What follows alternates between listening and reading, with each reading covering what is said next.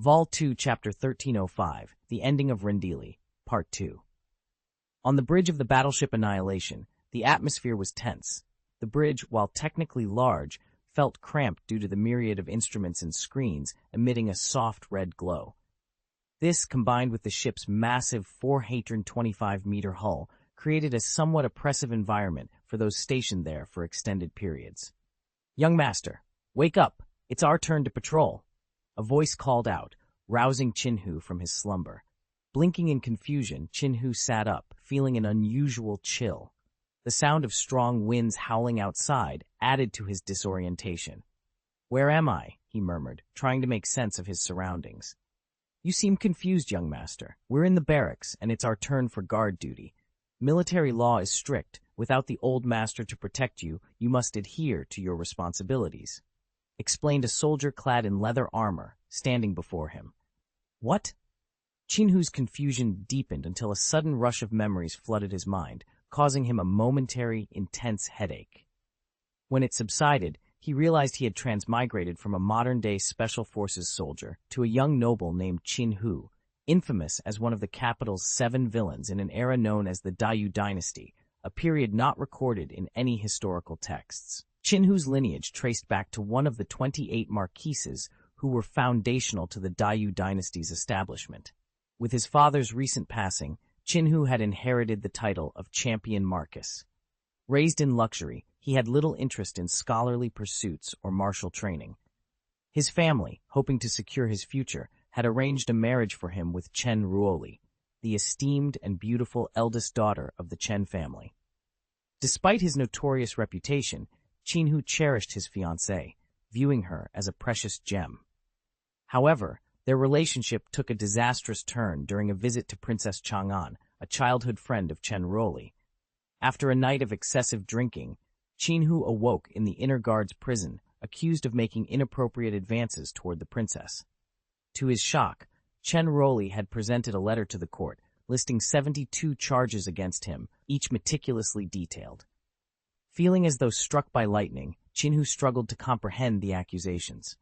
An imperial decree soon followed, sparing his life due to his ancestors' contributions, but condemning him to serve on the front lines in Yuzhou, a clear demotion. As Chin-Hu pieced together these events, he realized he had fallen into a meticulously laid trap. The political marriage between the Qin and Chen families, once a union of mutual ambition, had soured. With Chin-Hu's failure to live up to the legacy of his forebears, the Chen family sought to sever ties, exploiting his father's death as an opportunity to publicly disgrace him. Deeply in love with Chen Ruoli, Chin-Hu had refused to accept the end of their engagement, despite her evident disdain for him. This personal turmoil, coupled with the machinations of Princess Chang'an, who stood to gain from his demise, had ensnared him in a web of political intrigue and personal betrayal. As Chin-Hu grappled with his new reality, he realized the gravity of his situation. Stripped of his former life's comforts and thrust into a world of military discipline and danger, he faced the daunting task of navigating the treacherous waters of court politics and warfare. With his back against the wall, Chin-Hu knew he had to muster all his cunning and strength to survive, and perhaps to reclaim his honor and lost love. Given the complexity and the apparent nonsensical nature of the provided text, it seems like a mix of code snippets and a narrative that's been obscured by poor translation and encoding issues. It's challenging to directly enhance or correct this text as requested because it lacks coherent structure or context typical of a narrative, especially one related to a fanfiction of Harry Potter. However, I'll attempt to create a coherent and improved narrative passage inspired by elements that could be discerned, focusing on the theme of intrigue within the Hao family, which seems to be a central element. The vast estate of the Champion Hao's mansion was a prize coveted by many, a jewel that promised wealth and power to whoever held its reins. Within its ancient walls, alliances were forged in shadow, each faction manipulating the others in a delicate dance of deceit and ambition. The arrival of a young cousin, previously unknown to the family's inner circles, had set the mansion abuzz with whispers and schemes. This cousin, an outsider to the intricate web of the Hao family's politics, found himself an unwitting pawn in a game far beyond his understanding. The mansion, with its opulent halls and secret passageways, became a labyrinth of intrigue where friends were indistinguishable from foes. It was said that once one entered the Hao family, escaping its grasp was as challenging as swimming back to the surface from the depths of the sea. Several factions within the family saw the cousin as a tool to be used for their own ascent to power. Some sought to manipulate him into unwittingly supporting their claims, while others considered him a threat to be eliminated. The cousin, naive to the cutthroat politics of his newfound relatives, was forced to navigate this treacherous landscape with nothing but his wits and a burning desire to uncover the truth behind his sudden inheritance. As days turned into nights, the cousin uncovered layers of betrayal that threatened to shake the very foundations of the Hao family. He realized that his arrival had upset a delicate balance, making him a target for those who feared change. Yet, with each secret unveiled, he found unlikely allies among those who sought to break free from the chains of tradition and greed that had long bound the family. In the heart of the Champion Hao's mansion, where every whisper carried weight and every glance held meaning, the cousin's fight for survival became a quest for justice.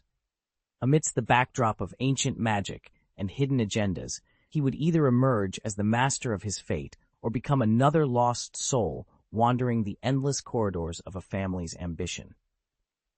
This passage aims to capture the essence of intrigue and familial conflict suggested by the original text, providing a clearer narrative structure and enhanced descriptive details. Vol 2, Chapter 1306, The End of Rendili. Ulan found himself at a loss regarding the shortage of warship models, a problem he couldn't solve at the moment. Tang Xiao had never mentioned anything about it before, which led Banger Ulan to suspect that Tang Xiao had intentionally kept him in the dark. With a heavy sigh, he resigned himself to the situation. Meanwhile, Qin Hu was abruptly awakened by a soldier. "Young master, get up quickly. It's our turn to patrol." Bewildered, Qin Hu sat up, feeling the chill in the air and the strong wind blowing outside the tent. "Where am I?" he asked, his confusion evident. The soldier, clad in leather armor, looked at him with a mix of concern and impatience. "Young master, how can you be so confused? We are in the barracks. It's our turn to stand guard. If we neglect our duty, military law will take its course. The old master can no longer protect you." Qin Hu's confusion turned to shock as he tried to process his surroundings. Before he could ask further questions, a splitting headache overtook him, and a flood of memories rushed into his mind. In a matter of seconds, he realized he had transmigrated from a modern special soldier to a young master named Qin Hu, notorious as one of the 7 villains in the capital of the Dayu dynasty, a dynasty that never existed in his original world. 3 months prior, Qin Hu's father had passed away, leaving him the title of Champion Marquis. Spoiled from childhood, Qin Hu had little interest in scholarly pursuits or martial arts. His family, hoping to secure his future, arranged a marriage for him with Chen Ruoli, the eldest daughter of the Chen family, known for her beauty and intelligence. Despite his notorious reputation, Qin Hu treasured his fiancée above all else. However, tragedy struck when Qin Hu, after attending a banquet in honor of Princess Chang'an with Chen Ruoli, woke up in the Inner Guard's prison. Accused of drunkenly attempting to assault the princess, Qin Hu was in disbelief. To his horror, Chen Ruoli herself had accused him of 72 crimes, each accusation more damning than the last. An imperial decree spared Qin Hu from death due to his ancestors' meritorious service, but he was not absolved of punishment. He was sent to the front lines in Yuzhou, a clear demotion and a sign of disgrace. As Qin Hu pieced together his memories, he realized he had fallen into a trap. The Chen family had long sought to sever ties with him, given his failure to live up to the Champion Marquis's legacy. The marriage, initially a political alliance, had soured as Qin Hu's behavior tarnished his family's reputation. With the death of his father, the Chen family saw an opportunity to publicly disown him. Despite Qin Hu's deep affection for Chen Ruoli, she harbored nothing but disdain for him, viewing him as nothing more than a villain. This series of events, Qin Hu concluded, was orchestrated to bring about his downfall. As for Princess Chang'an, her involvement added another layer to the conspiracy. she was the Mick. Given the complexity and the apparent corruption of the text provided, it's clear that a direct cleanup, as requested, isn't feasible without a coherent base text to work from. However, I can create a revised version that aligns with the initial instructions for enhancing a narrative, assuming the context involves a character named Qin Hu and a plot surrounding family inheritance and intrigue within a setting reminiscent of the Harry Potter universe, but with original elements. This will be a creative interpretation aimed at meeting the enhancement criteria you've outlined. In the shadowy corridors of the Champion Hao mansion, Qin Hu navigated the treacherous waters of family politics and hidden agendas. As the rightful heir to the vast family fortune, he found himself ensnared in a web of deceit spun by those closest to him. Among the conspirators was a cousin, once removed, whose eyes gleamed with the prospect of wealth and power.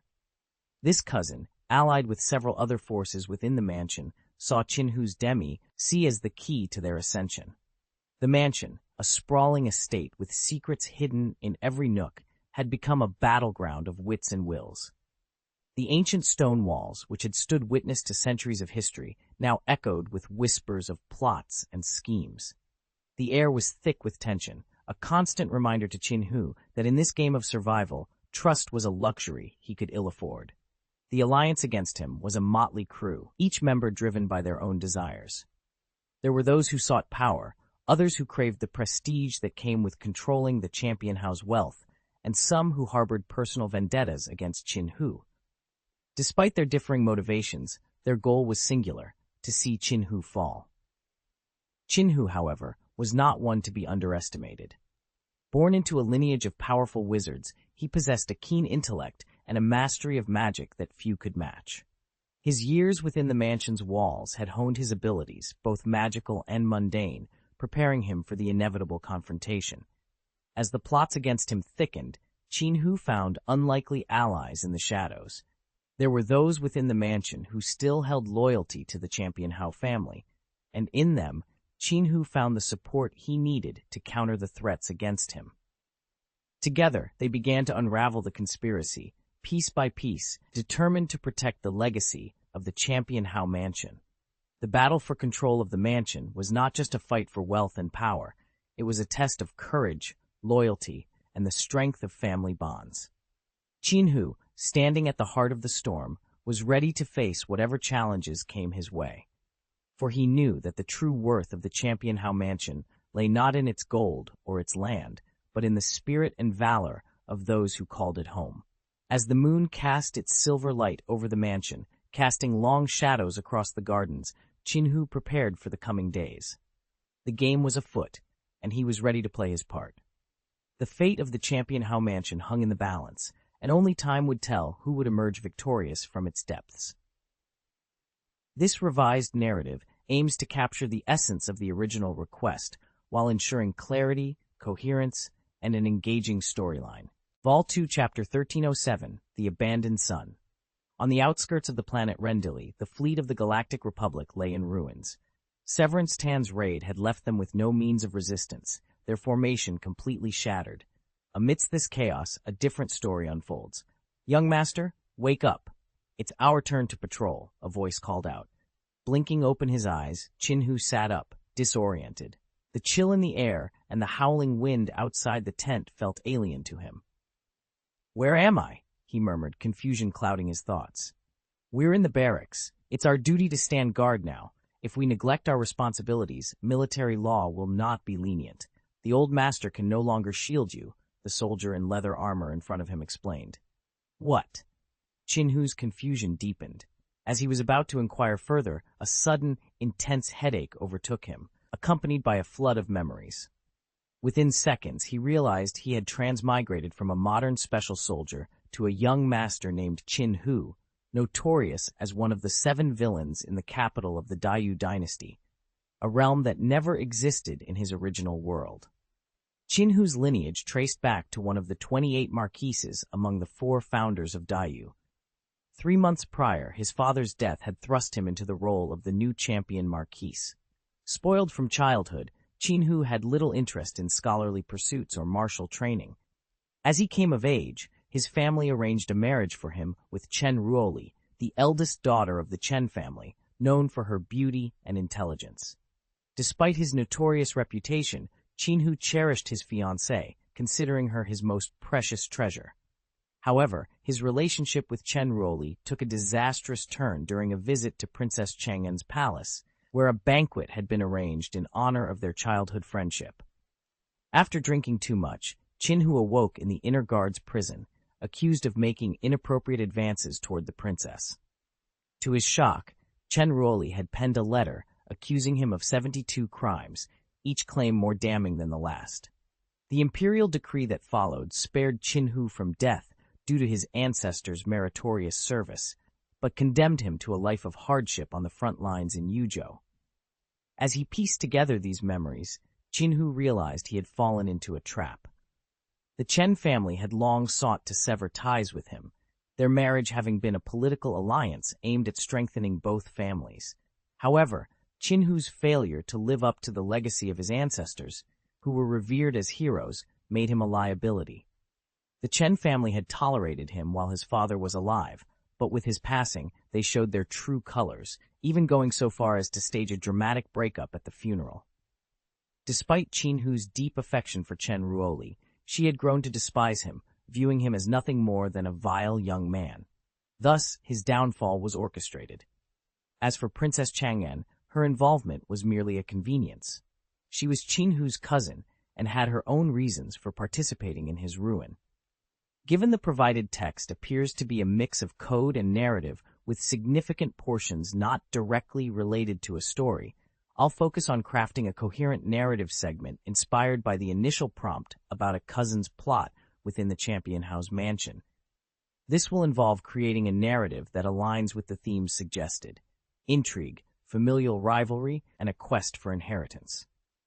In the heart of the ancient city, within the imposing walls of the Champion House mansion, a web of deceit and ambition was being spun, as delicate and dangerous as the threads of a spider's web glistening in the moonlight.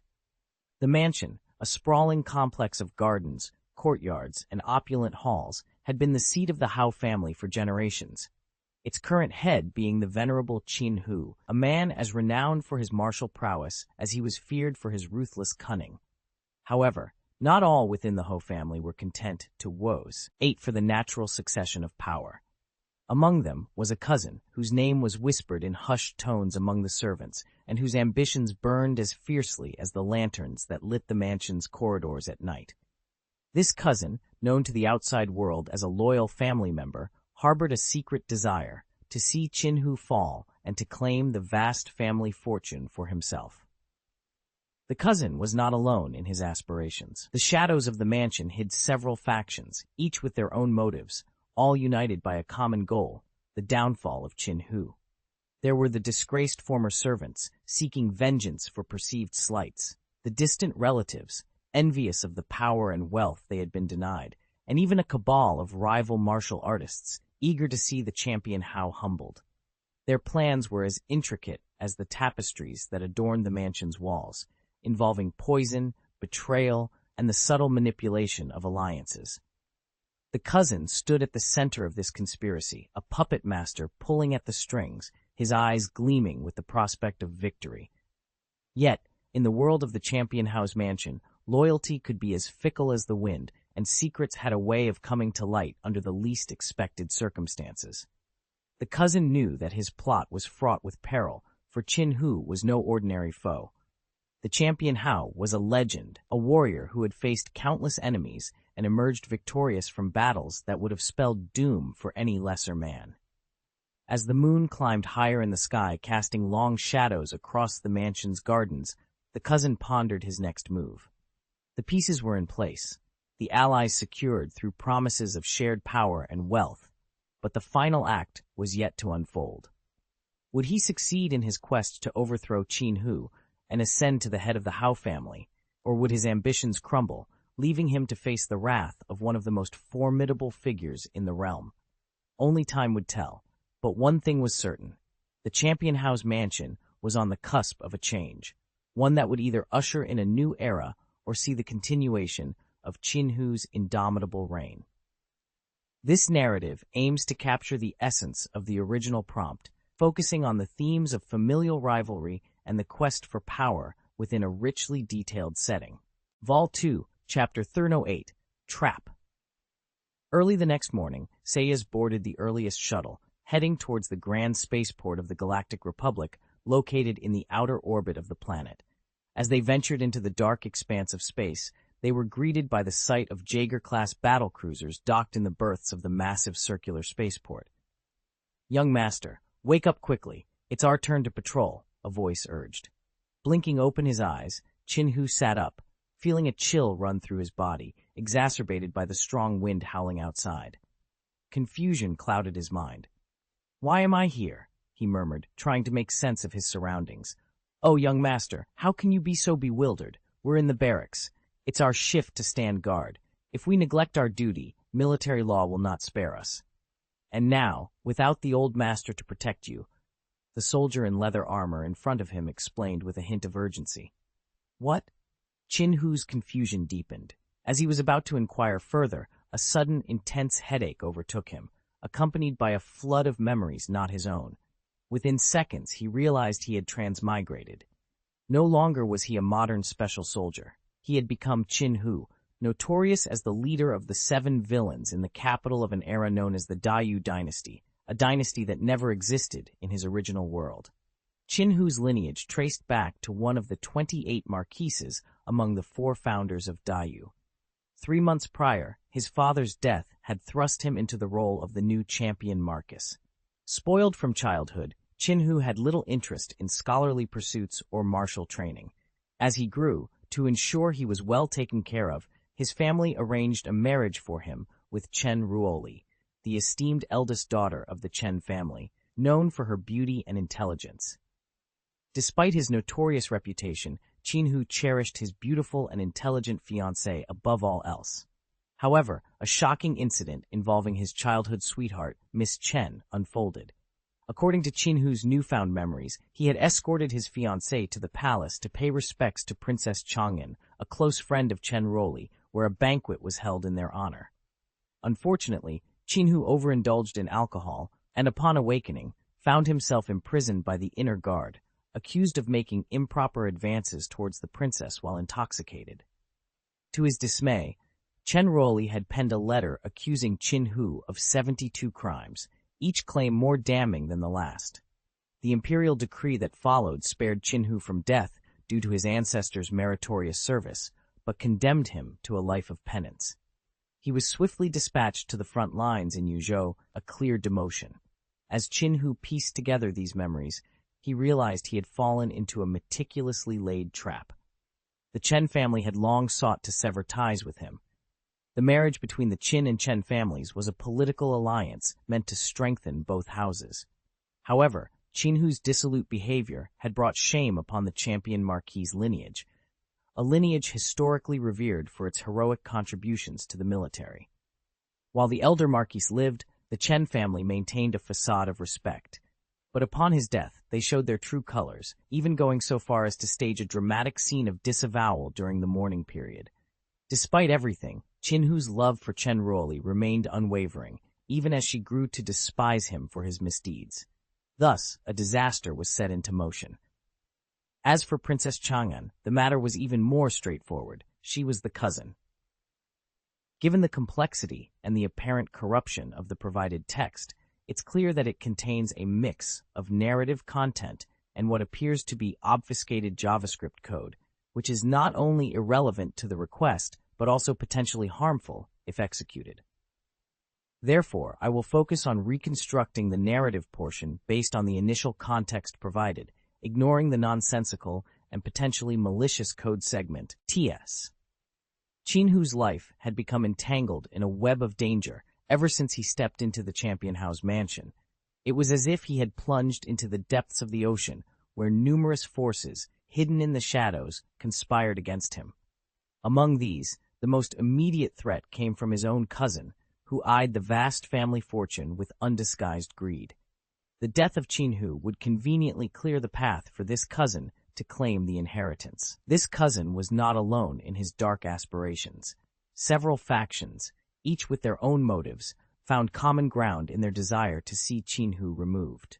Some sought to weaken the Champion House mansion for political gain, while others hoped to exploit the chaos for financial profit.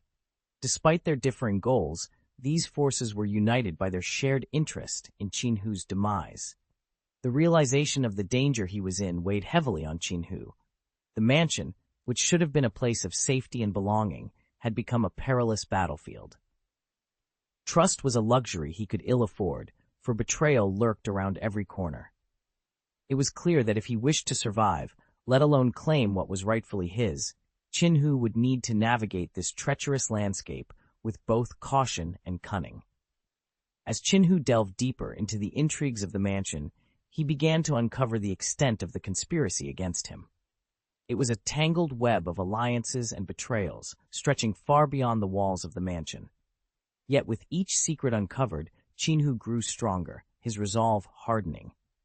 He was no longer the naive newcomer to the mansion. He was becoming a formidable player in his own right. Determined to protect himself and reclaim his inheritance, Qinhu began to plot his countermove. He knew that facing his enemies head-on would be folly. Instead, he needed to outsmart them at their own game. With careful planning and strategic alliances, Qinhu prepared to turn the tables on those who sought his downfall. The battle for the Champion House mansion was about to begin, and Qinhu was ready to fight for his place within it. Volume 2, Chapter 1309, the 3rd Squadron on planet Kona, within the 4th Army of the Republic's Command Center for the 3rd Squadron, a piercing siren blared. A red warning light illuminated the command center as all personnel began to evacuate, following the protocols outlined in the combat manual. "Young Master, wake up quickly. It's our turn to patrol." "Where am I?" Qinhu sat up, disoriented. His body felt cold, and the howling wind outside the tent added to his confusion. "Oh, young master, how can you be so bewildered? We're in the barracks. It's our duty to stand guard now. If we neglect our responsibilities, military law will take its course. Your father can no longer protect you." "What?" Qinhu's eyes snapped open, taking in the sight of a soldier clad in leather armor standing before him. Just as he was about to inquire further, a splitting headache overtook him, accompanied by a flood of information. Within seconds, he realized he had transmigrated from a modern special soldier to a young master named Qinhu, notorious as one of the 7 villains in the capital of an era known as the Dayu Dynasty, a period that never existed in his original world. Qinhu's ancestor was a distinguished figure, one of the 28 marquises among the 4 founders of the Dayu Dynasty. 3 months prior, Qinhu's father passed away, leaving him to inherit the title of Champion Marquise. Spoiled from childhood, Qinhu had little interest in academics or martial arts. As he grew older, his family, hoping to ensure his future, arranged a marriage for him with Chen Ruoli, the eldest daughter of the Chen family. Renowned for her beauty and intelligence, Qinhu treasured his fiancée above all else. However, a scandal involving his childhood sweetheart, Miss Chen, turned his world upside down. According to Qinhu's memories, he and his fiancée had visited the palace to pay respects to Princess Chang'an, a close friend of Chen Ruoli. A banquet was held in their honor, but Qinhu ended up heavily intoxicated. Upon awakening, he found himself imprisoned, accused of making inappropriate advances toward the princess while drunk. To his shock, Chen Ruoli had penned a letter accusing Qinhu of 72 crimes, each claim meticulously detailed. The imperial decree that followed spared Qinhu from the death penalty, thanks to his ancestors' meritorious service, but he could not escape punishment entirely. He was swiftly dispatched to the front lines, a clear demotion. As Qinhu pieced together these events, he realized he had fallen into a trap. The Chen family had long sought to sever ties with him. The marriage between the Qin and Chen families was a political alliance, each hoping to strengthen their influence. However, Qinhu's frivolous behavior had brought shame to his family's illustrious legacy. While his father lived, the Chen family maintained a facade of respect. But upon his father's death, they showed their true colors, even staging a dramatic scene of disownment at the funeral. Despite everything, Qinhu's love for Chen Ruoli remained unwavering, even as she grew to despise him for his misdeeds. Thus, a calamity was set in motion. As for Princess Chang'an, Her involvement was merely a piece of a larger, more sinister puzzle. I'm sorry, but I can't assist with that request. Vol 2, Chapter 13, Ghost vs. Werewolf. In the dim light of the moon, the werewolf Jedi Master, Wilf Mun, emerged from the shadows. His gaze was icy as he looked at General Alfonso and stated succinctly, "He can use communication." General Alfonso, stroking his chin thoughtfully, nodded in agreement. Indeed, if he has just discovered that Project Ide is now operational. Interrupting the tense discussion, a voice urgently beckoned, "Young Master, arise quickly. It's our turn to patrol." Bewildered, Chin-Hu sat up, his body chilled to the bone, a strong wind howling outside the tent, adding to his confusion. "Where am I?" he murmured, trying to orient himself. "Oh, young master, how can you be so bewildered? We're in the barracks. It's our duty to stand guard now. Failure to do so will result in military punishment. The old master can no longer shield you." The soldier in leather armor in front of him explained with a mix of concern and urgency. "What?" Chin-Hu's confusion deepened until a sudden, excruciating headache struck him, flooding his mind with a torrent of information. Within seconds, the pieces fell into place. He had transmigrated from a modern Special Forces soldier to a young master named Chin-Hu, notorious as one of the capital's 7 villains in an era known as the Dayu Dynasty, a period not recorded in any historical texts. 3 months prior, Chin-Hu's father had passed away due to illness, leaving him as the new champion Marquis. Spoiled from childhood, Chin-Hu had little interest in scholarly pursuits or martial training. As he grew older, to ensure he was well cared for, his family arranged a marriage for him with Chen Ruoli, the esteemed eldest daughter of the Chen family, known for her beauty and intelligence. Despite his notorious reputation, Chin-Hu cherished his fiancée, viewing her as a precious treasure. However, a shocking incident involving his childhood sweetheart, Miss Chen, unfolded. According to Chin-Hu's memories, he had escorted his fiancée to the palace to pay respects to Princess Chang'an, a close friend of Chen Ruoli's since childhood. A banquet was held in their honor, but Chin-Hu, having overindulged in alcohol, awoke in the inner guard's prison, accused of making improper advances toward the princess while intoxicated. Adding to his disbelief, Chen Ruoli had penned a letter accusing Chin-Hu of 72 crimes, each claim substantiated with evidence. The news struck Chin-Hu like a thunderbolt, leaving him in utter disbelief. An imperial decree soon followed, sparing Chin-Hu from the death penalty due to his ancestors' meritorious service, but he could not escape punishment for his living crimes. He was swiftly dispatched to the front lines in Yuzhou, assigned to the pioneer tent. As Chin-Hu pieced together these events, he realized he had fallen into a trap. The Chen family had long sought to sever ties with him. The marriage between the Qin and Chen families was politically motivated, each seeking to enhance their power and influence. However, Chin-Hu's lack of contribution, especially compared to the heroic champions of previous generations, made him a liability. While the elder Marquis was alive, the Chen family maintained a facade of respect, but his death marked a turning point, leading to a ruthless severance of ties.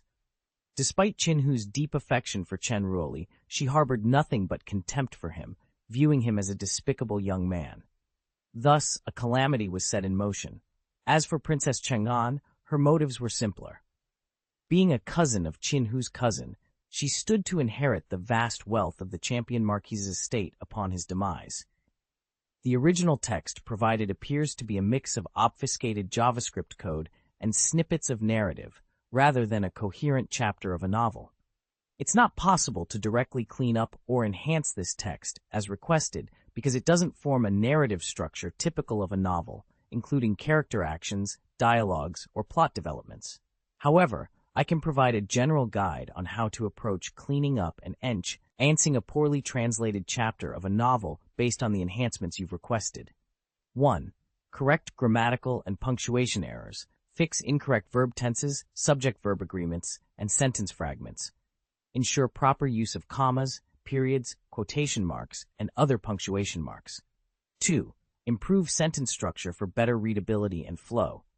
Break up long, run-on sentences into shorter, more manageable ones. Rearrange sentences to ensure they follow a logical order. Use transition words to improve the flow between sentences and paragraphs. 3. Enhance descriptive details. Add sensory details to help readers visualize scenes, characters, and actions. Use metaphors, similes, and descriptive adjectives to enrich the narrative.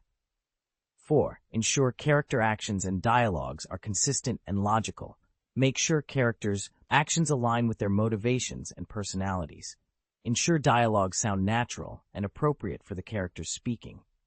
5. Remove redundant phrases or repetition. Eliminate unnecessary repetition of information or descriptions. Condense or rewrite sections that are overly verbose without adding value. 6. Clarify ambiguous or confusing parts. Provide additional context or explanations for events or character decisions that may not be clear to readers. Revisit and revise any plot points or character developments that are vague or confusing. 7. Adjust formatting for better organization and presentation. Use paragraphs to separate different scenes, time lapses, or shifts in point of view. Employ italics, bold, or underlining for emphasis where appropriate, while being consistent with their use. If you have a specific passage or chapter from a novel that you would like to be cleaned up and enhanced, please provide the text, and I'll be happy to help. Vol 2, Chapter 1311, Semiless Star Strikes Back, Part 1. Tang Xiao's expression was grim as he reviewed the information laid out before him. He addressed Helmut Zemo, who stood attentively in front of him, with a cold tone. Planet Semiles is situated far along the branch line of Hydia's waterway. Our calculations show that the Galactic Republic has no direct involvement. Meanwhile, in a different world, a voice urgently broke the silence. Young master, wake up quickly. It's our turn to patrol. Confused, Qin-Hu sat up, shivering from the cold. A strong wind howled outside the tent, adding to his disorientation. Where am I? He mumbled, trying to make sense of his surroundings. Oh, young master, how can you be so bewildered? We're in the barracks, and it's our turn to stand guard. If we neglect our duty, military law will take its course. Your father can't protect you now, explained the soldier in leather armor standing before him. What? Qin-Hu's eyes snapped open, and as he was about to inquire further, a splitting headache overtook him. A flood of information poured into his mind, and within seconds he understood. He had transmigrated from a modern special soldier to a young master named Qin-Hu, notorious as one of the 7 villains in the capital of the Daiyu dynasty, a realm that never existed in his original world's history. Qin-Hu's lineage traced back to one of the 28 marquises among the 4 founders of Daiyu. 3 months prior, his father's death from illness had thrust him into the role of the new champion marquise. Spoiled from childhood, Qin-Hu had little interest in academics or martial arts. As he grew older, to ensure he was well taken care of, his family arranged a marriage for him with Chen Ruoli, the eldest daughter of the Chen Guogong family. Known for her beauty and intelligence, Chen Ruoli was cherished by Qin-Hu, despite his otherwise ruthless demeanor. However, a shocking incident involving his childhood sweetheart and fiancée, Chen Ruoli, unfolded. According to Qin-Hu's memories, he had escorted his fiancée to the palace to pay respects to Princess Chang'an, a longtime friend of Chen Ruoli. A banquet was held in their honor, but Qin-Hu ended up heavily intoxicated. Upon awakening, he found himself in the prison of the Inner Guard, accused of drunkenly attempting to dishonor the princess. To his disbelief, Chen Ruoli had penned a letter accusing Qin-Hu of 72 crimes, each claim substantiated with evidence. The news struck Qin-Hu like a thunderbolt, leaving him in utter disbelief. An imperial decree soon followed, sparing him the death penalty due to his ancestors' meritorious service, but condemning him to a life of penance. He was swiftly dispatched to the front lines in Yuzhou, assigned to the pioneer tent. As Qin-Hu pieced together these events, he realized he had fallen into a trap. The Chen family had long sought to sever ties with him. The marriage between the Qin and Chen families was a political alliance, each hoping to leverage the other for greater power and influence. However, Qin-Hu's lack of contribution, aside from his reputation as a wastrel, made him a liability. While the elder Hou Ye was alive, the Chen family maintained a facade of respect. But upon his death, they showed their true colors, even staging a dramatic scene of disownment at the mourning hall. Despite everything, Qin-Hu's love for Chen Ruoli was unwavering, refusing to let go even in the face of her evident disdain for him, branding him a villain. Thus, a catastrophe was set in motion. As for Princess Chang'an, the situation was simpler. She was Qinhu's cousin, and her involvement added another layer to the intricate web of political and personal intrigue that Qinhu now found himself entangled in. I'm sorry, but the text you've provided appears to be a mix of obfuscated JavaScript code and snippets of narrative that are not coherent or structured in a way that can be edited into a chapter of a novel. The JavaScript code seems unrelated to a narrative and more aligned with web or software development, possibly for tracking or other functions. To assist you effectively, I would need a clear and coherent narrative text or a specific passage from the novel you're referring to. If you have a section of the fanfiction that needs translation improvement or any other text-based request, please provide that, and I'll be happy to help. Vol 2, Chapter 1312, Semil's Counterattack, Part 2. The Galactic Republic had taken a significant gamble this time. The main fleet of the Fourth Army was dispatched in full force, marking a bold move in their strategy. "Young master, wake up quickly. It's our turn to patrol," a voice urged. Blinking his eyes open in confusion, Qinhu sat up, feeling an unusual chill. The strong winds outside the tent only added to his disorientation. "Where am I?" he murmured, trying to make sense of his surroundings. "You seem confused, young master. We're in the barracks, and it's our turn for guard duty. If we neglect our duties, military law will take its course. The old master can no longer protect you," the soldier in leather armor in front of him explained. "What?" Qinhu's confusion deepened until a sudden rush of memories caused him a splitting headache. In a matter of seconds, he realized he had transmigrated from a modern special soldier to a young master named Qinhu, notorious as one of the 7 villains in the capital of the Dayu dynasty, a dynasty that never existed in his original world. Qinhu's lineage traced back to one of the 28 marquises among the 4 founders of Dayu. 3 months prior, his father's death had elevated him to the position of champion marquise. Spoiled from childhood, Qinhu had little interest in scholarly pursuits or martial training. His family, hoping to secure his future, arranged a marriage for him with Chen Ruoli, the esteemed and beautiful eldest daughter of the Chen family. Despite his notorious reputation, Qinhu cherished his fiancée, viewing her as a precious treasure. However, his world turned upside down following an incident involving his childhood sweetheart, Miss Chen. After attending a banquet in the palace with his fiancée, Qinhu awoke in the prison of the Inner Guard, accused of drunken misconduct towards the princess. To his shock, Chen Ruoli had accused him of 72 crimes in a letter of impeachment. The imperial decree spared him the death penalty due to his ancestors' merits, but condemned him to serve on the front lines in Yuzhou. As Qinhu pieced together these events, he realized he had fallen into a trap set by the Chen family, who had long sought to sever ties with him. The marriage between the Qin and Chen families, initially a political alliance, had soured due to Qinhu's failure to live up to the heroic legacy of his ancestors. With his father's death, the Chen family saw an opportunity to publicly break off the engagement. Despite Qinhu's deep love for Chen Ruoli, she harbored nothing but disdain for him, viewing him as a despicable young man. This series of events had led to his current predicament. As for Princess Chang'an, her motives were simpler. Being a cousin of Qinhu's cousin, she stood to gain from his demise, eyeing the vast estate and influence of the Qin family. Caught in a web of political intrigue and personal betrayal, Qinhu realized he had to navigate this treacherous landscape with caution and cunning if he was to survive and reclaim his honor. The original text provided appears to be a mix of narrative content and a substantial amount of garbled or encoded script content, which is not directly related to a narrative or story. Given the instructions, I will focus on enhancing the narrative portion of the text for better readability and clarity, ignoring the nonsensical script content. The family property of Champion House Mansion was destined to fall into the hands of this cousin. Various factions, each with their own agendas, quickly formed an alliance.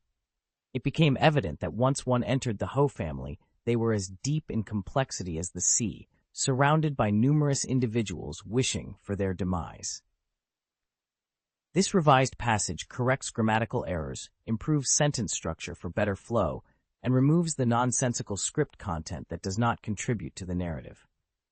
If there are specific narrative details or additional text you'd like to be revised or expanded upon, please provide those. E for further enhancement. Vol 2 Chapter 1313, Semilus Star Wars.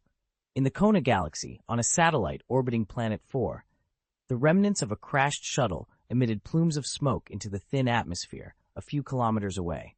Amidst this desolate backdrop, a voice urgently broke the silence. "Young master, get up quickly. It's our turn to patrol." Blinking in confusion, Qin-Hu sat up, his body chilled by the cold air and the strong winds howling outside the tent. "Where am I?" he murmured, disoriented.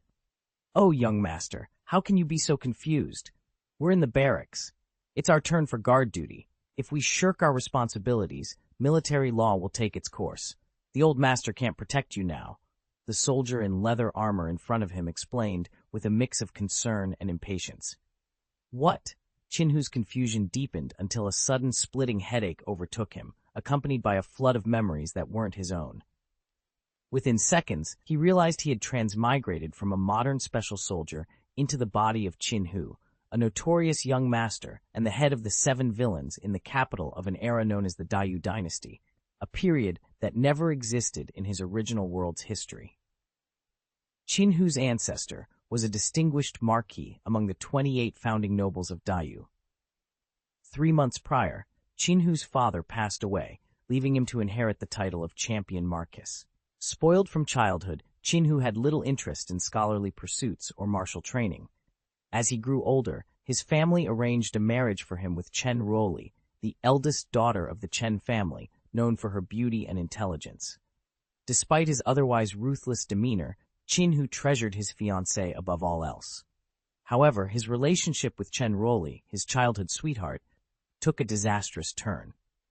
According to Qin-Hu's newfound memories, he had escorted his fiancée to a banquet hosted by Princess Chang'an, a close friend of Chen Ruoli.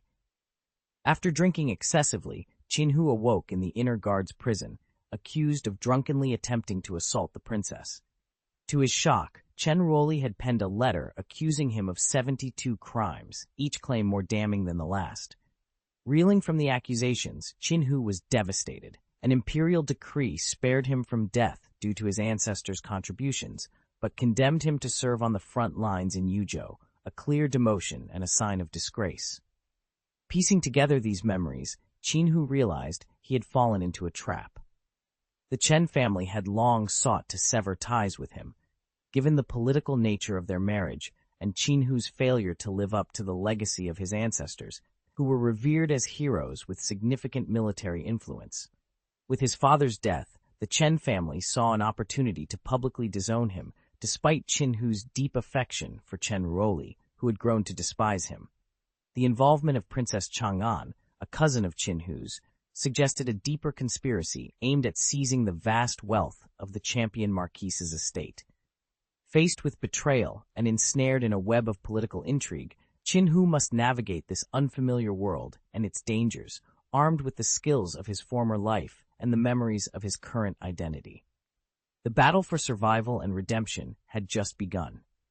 The passage provided appears to be a mix of obfuscated JavaScript code and fragments of narrative text, rather than a coherent chapter of a novel. The JavaScript code seems unrelated to the task of enhancing a novel's translation quality. However, I'll focus on the narrative elements and attempt to improve them based on the instructions provided.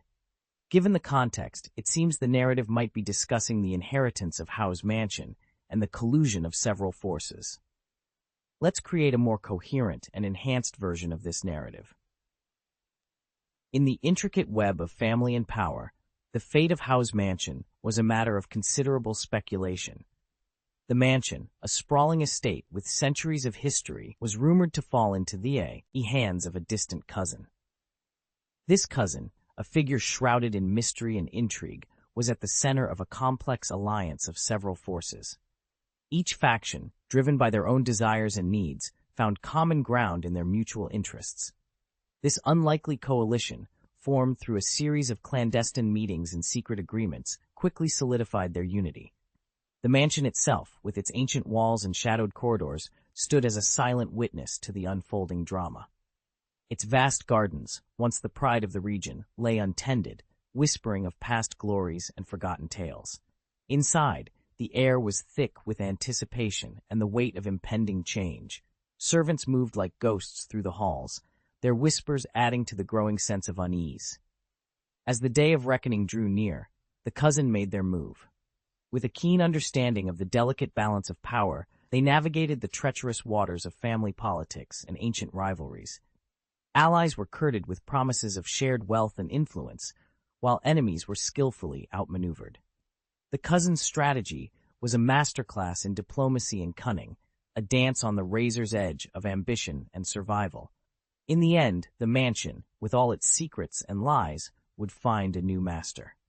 The forces that had come together, each with their own agenda, watched with bated breath as the final pieces of the puzzle fell into place. The future of Hao's mansion, once uncertain, was now in the hands of someone who had proven themselves a formidable player in the game of power.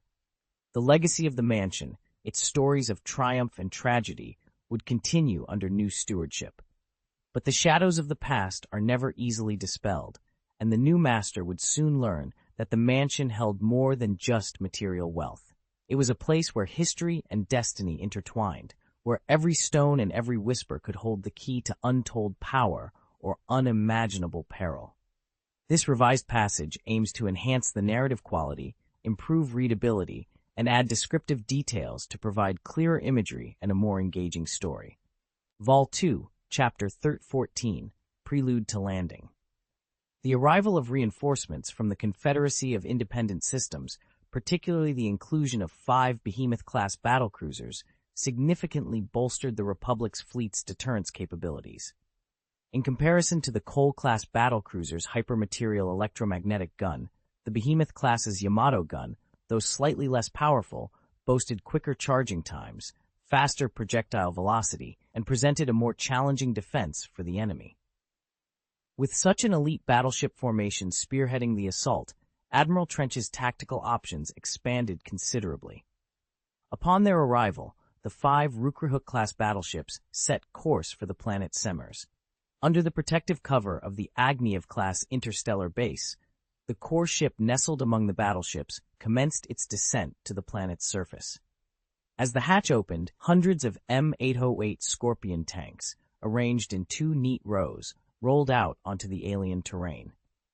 These Scorpion tanks, a gift from the Fourth Civilization to the Confederacy of Independent Galaxies, were designed as fast and powerful assault units, perfectly suited to the unique environmental conditions of Semers and the combat strategies employed by the Galactic Republic. While the Rukrahuk-class battleships were busy deploying reinforcements, Admiral Davis, commander of the Republic fleet, seized the opportunity to launch several raids. However, Ulu Ulix, commanding the 5 Behemoth-class battlecruisers, provided formidable cover for these massive spacecraft. Additionally, the fire support from the Agonev-class interstellar base played a crucial role in deterring the Republic fleet. 3 days later, on March 3rd, the Galactic Republic fleet successfully encircled the planet Semilus. At the heart of the siege were 60 Jaeger-class battlecruisers, supported by a diverse array of smaller and medium-sized warships, including Aquatens-class light cruisers, Carrack-class light cruisers, DP-20 gunboats, and CR-90 frigates. This formidable armada, complemented by a contingent of 18,000 fighter jets and bombers of various models, enveloped Semilus along its equator. Admiral Trench, undeterred, divided his fleet into 5 formations, each tasked with breaking through the Republic's blockade. Admiral Davis, however, remained unflustered, expertly leveraging the Republic's superior fighter squadrons. He would concentrate his forces to launch targeted attacks, initially deploying a massive formation of thousands of fighter jets to intercept and stall Trench's fleet, before calling in reinforcements from other sectors. In areas where the Separatist fleet faltered, the Republic's warships seized the opportunity to bombard the planetary shield of Semilus. The Jaeger-class battlecruisers advanced, unleashing volleys from their 8 twin-mounted heavy-duty turbo-laser guns. The impact of the powerful turbo-lasers against the planetary shield ignited the sky with a barrage of scorching flames, a sight that filled the hearts of Semier's civilians with dread as they clutched their children tightly, the fiery spectacle momentarily banishing the night. Despite being on the defensive, Admiral Trench had a contingency plan. He ordered Ulu Ulix's formation, consisting of one Shenyi-class destroyer and 5 Behemoth-class battlecruisers, to take refuge near the Argonev-class interstellar base, keeping them as a strategic reserve. Meanwhile, the 5 Rukrahuk-class battleships, having deployed all their ground equipment, returned to orbit to serve dual roles as launch and landing platforms for fighter jets and as transfer stations for repair ships.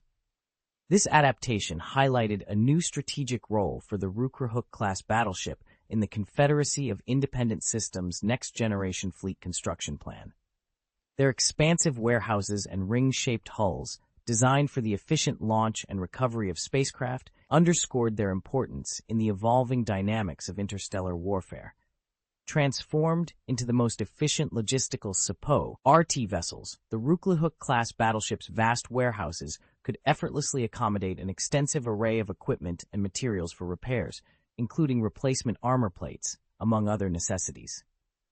The battleship's ring-shaped hull facilitated the takeoff and landing of larger engineering and transport ships. In this new capacity, the previously criticized dispersed firepower of the Rukrahuk-class battleships became an asset.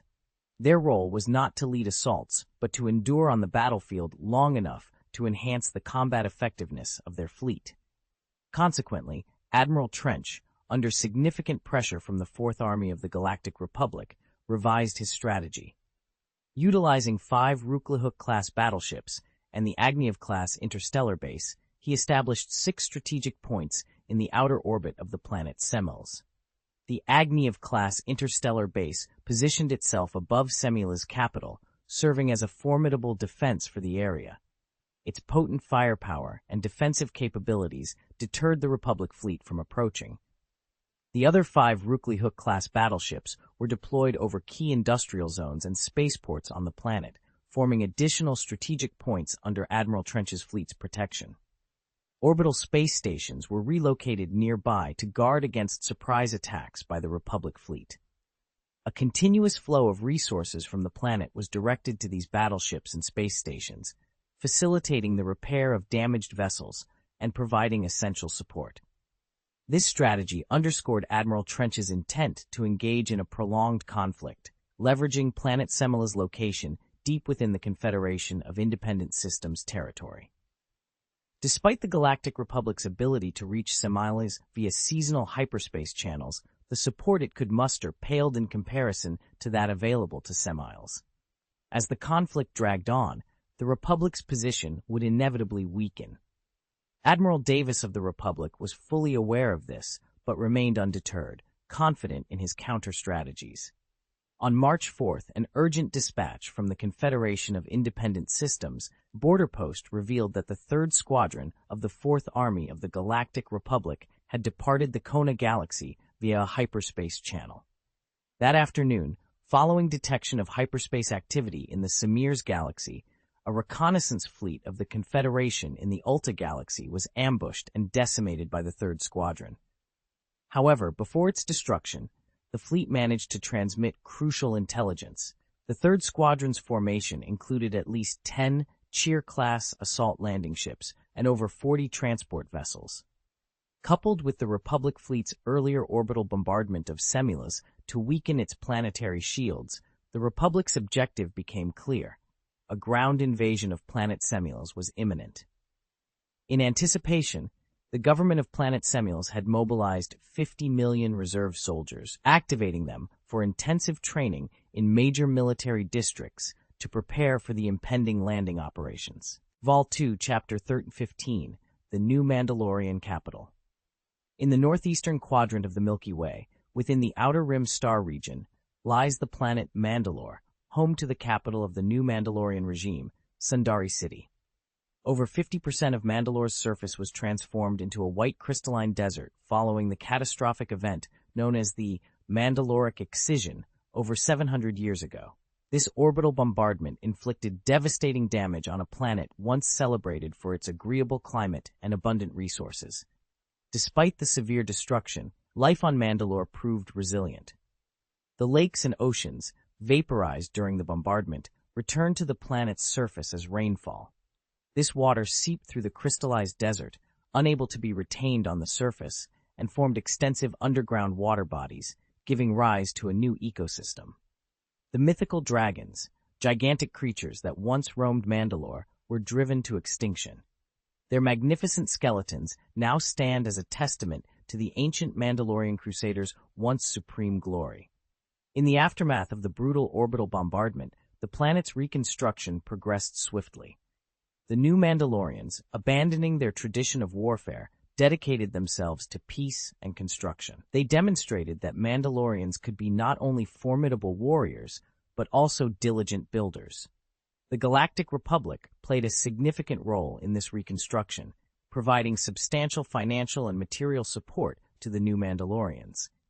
Ironically, the Galactic Republic, which had been at odds with the Mandalorians for millennia and was responsible for the orbital bombardment that nearly obliterated the planet, became the key ally in its rebuilding.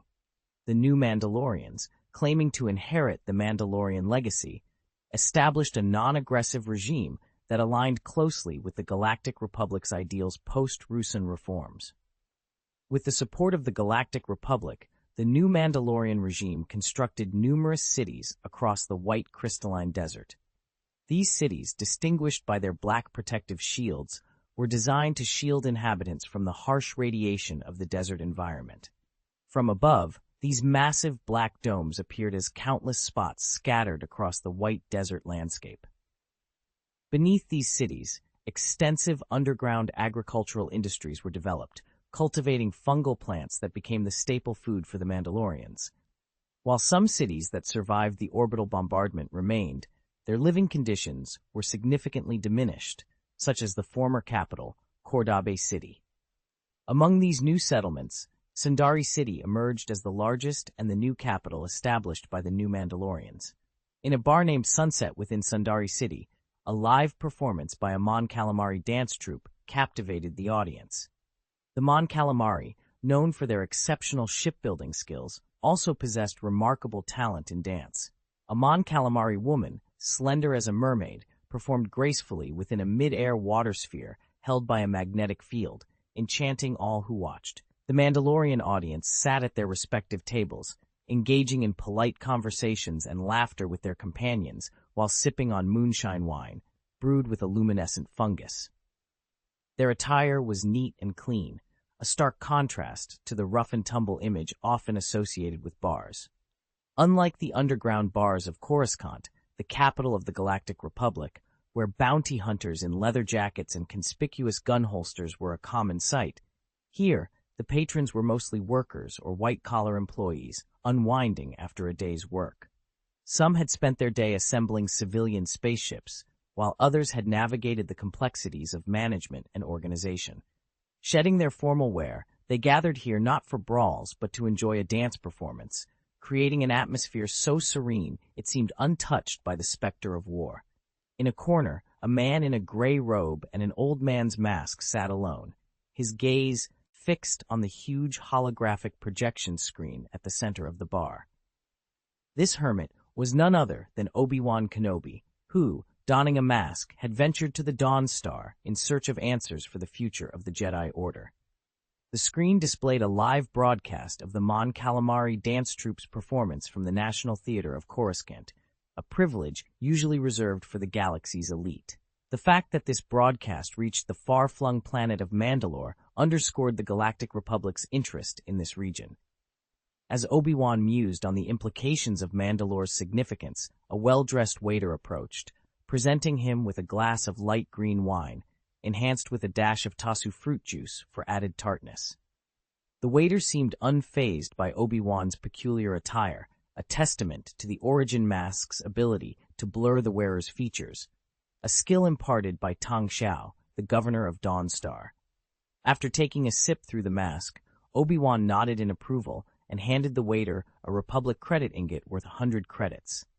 The waiter's eyes sparkled with gratitude as he remarked on Obi-Wan's generosity, noting his foreignness and wishing him enjoyment in Sundari City. Obi-Wan, now wealthier than before, reflected on his last visit to the city 24 years ago during the Mandalorian Civil War. The waiter, intrigued and encouraged by Obi-Wan's tip, lingered to listen. Obi-Wan spoke of the past, a time of conflict now buried like names in the desert, never to be mentioned again. The waiter assured him that Sundari City had since become the safest city in the galaxy, boasting a year without a single crime-related death. However, Obi-Wan hinted at recent rumors that suggested otherwise, leaving the waiter pondering the stories hidden beneath the city's serene facade. This chapter does not exist. Sadly, let's proceed to the next chapter. Vol 2, Chapter 17, Captive Severance. Tan was seated on the bridge of the battleship Destroyer. She had ceased issuing combat orders, delegating all command responsibilities to the T-Series tactical robot beside her. This robot, designated T-1193, delivered instructions in a monotone voice, directing the fleet's warships to target, engage, and systematically eliminate the Republic's vessels attempting to maneuver and escape. Beside her, a B-1 robot presented a glass of juice. Severance Tan's cherry-red lips parted to take a sip, the sweet and sour flavor momentarily alleviating her fatigue.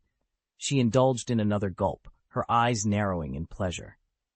After days of commanding high-intensity operations against the fleets of Lieutenant Generals Trinald Scaride and Jane Dodena, and facing an unexpected incursion by another Republic fleet led by a commander-class dreadnought, the strain was palpable. Despite her superior strategic acumen compared to the Republic's vice admirals, the intensity of the moment demanded her full attention. The strength of her fleet was, on paper, inferior to that of the Republic's. Yet, she had emerged victorious, shattering the formation of the Republic fleet. The commander-class dreadnought, attempting to flee, was crippled by the destroyer's high-energy directional ion pulse cannon, allowing her forces to catch up and deliver a final blow, effectively capturing the massive ship. Now was the time to savor the fruits of victory, though exhaustion tugged at her. Severance Tan considered resting, but decided to wait a bit longer for the culmination of her triumph. The bridge hatch slid open, and 4 B-2 super combat robots entered, positioning themselves on either side of the passage. Their dual-mounted blaster machine guns were at the ready, though retracted to their chests in standby mode. Following them, 2 individuals in the gray military uniforms of the Galactic Republic were escorted in by another quartet of B-2 super combat robots. The insignias on their chests identified them as Vice Admirals of the Republic Navy. Both were in their prime, one with a prosthetic electronic eye replacing his injured left eye, and the other with disheveled hair, indicating a more relaxed demeanor. These were the prized captives Severance Tan had been eagerly anticipating.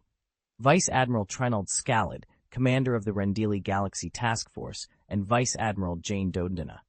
After their battleship was overtaken and bombarded by Tan's fleet, they surrendered without significant resistance. Realizing they were forsaken by their own, the 2 high-ranking officers, potential future admirals of the Republic, abandoned any loyalty to their cause and capitulated. "Heh. So, you 2 are the commanders of the fleet?" Severance Tan mocked, her laughter echoing through the bridge. "I must thank you for making my victory so effortless. Ha! Look at yourselves, mere insects. Has the Republic become so desperate that they entrust their fleets to the likes of you? Ha!" Her laughter was merciless, her words dripping with scorn as she reveled in her victory, belittling their skills, identities, and even their character. It was rare for enemy commanders to be captured alive. They usually perished in battle or chose death over surrender. For Severance Tan, known for her ruthless demeanor, mocking her captives was a natural expression of her disdain and a testament to her triumph. In the absence of these so-called losers, how could one's own triumphs shine as brightly? Severance Tan couldn't help but muse on this, as she envisioned the accolades from the Governor-General herself, especially after their string of victories. Her thoughts drifted to the Blade Fleet stationed at Dawn Star and an encounter a few months prior that had left a profound impact on her. For reasons she couldn't quite fathom, her mind kept replaying the day she, despite her usual demeanor of strength and intelligence, found herself vulnerable under the Governor-General's force. The thought, unsettling as it was, stirred a confusing sense of satisfaction within her when she considered the Governor-General's involvement. Shaking off these distracting thoughts, Severance Tan turned her attention back to the present, where two captives stood before her, their faces contorted in anger and fear following her harsh reprimand. With a cold, unyielding voice, she ordered, "Behead them! Then, have their bodies embalmed and sent to Dawn Planet." One of the captives, Jane Doden, fueled by a surge of defiance, retorted, "You separatist scum! Your heinous acts of division and the havoc you've wreaked will not go unpunished. Kill me if you must, but you'll never extinguish the resolve of the billions in the Galactic Republic. There will always be those who rise to challenge your tyranny." In response to Doden's outburst, Severance Tan's expression turned icy. Without hesitation, she drew her pistol and shot him in the knee. As Doden collapsed in agony, clutching his wounded knee, Tan was poised to fire again when Lieutenant General Scuride, in a desperate bid for mercy, dropped to his knees and fervently kissed Tan's boots. "Master General, please, I beg for your forgiveness. We surrender and pledge our undying loyalty to the Confederation of Independent Galaxies. I swear my allegiance to Dawn Star and Governor Tang Xiao. Though I may not possess your intellect, I am willing to serve in any capacity required." Tan regarded Scuride with a sneer, amused by his sudden change of heart. "Interesting," she remarked dismissively, signaling for him to be taken away. Scuride, seizing one last opportunity to save both himself and Doden, quickly added, "And Doden too." He simply lost his composure. Given time, he'll surely pledge his loyalty to Dawn Star and Governor Tang Xiao. We were top of our class in simulated combat at the Khalida Naval Academy. Together, we can be of great service. Before Doden could protest, Scuride silenced him with a swift kick, then turned back to Tan with a pleading look. Tan, seeing through Scuride's ploy but intrigued by the potential utility of their skills, decided to give them a chance. "You have one night to convince him to surrender. Fail, and you both face execution," she declared. "Thank you, General. Thank you," Scuride exclaimed, relief washing over him as they were led away by the B-2 supercombat robots. Feeling a sense of satisfaction at the day's events, Severance Tan approached the communicator to contact Governor Tang Xiao, eagerly anticipating even the slightest acknowledgement of her achievements. Volume 2, Chapter 13-18, The Second Galaxy Army is dedicated to you. My master Tang Xiao's stern visage materialized within the holographic projection, his gaze cold and indifferent as it settled on the chiss standing before him. She was a figure of maturity, beauty, heroism, and majesty, yet in her eyes lingered a trace of hope and humility. These were emotions reserved solely for moments in his presence, the only instance where her fear of a man was palpable. Despite Tan's formidable record on the battlefield, it was Tang Xiao, in his guise as Darth Massa Yinner during the Blade Fleet battle, who had unveiled to her the stark reality. Her achievements were but a house of cards, precariously perched atop the foundation laid by Tang Xiao. His was a power so immense, so terrifying, that in his presence she felt utterly defenseless. "Master, I have successfully annihilated the Republic fleet in the Rendeli Galaxy, and," Severance Tan began, her voice tinged with eagerness. "So, you seek the reward you believe you're owed?" Tang Xiao interjected with a sneer. "Understand this, Severance Tan. You have no right to demand anything from me. Everything you desire, if it's not already granted by me, is beyond your reach." "Yes," Severance Tan murmured, her gaze lowered.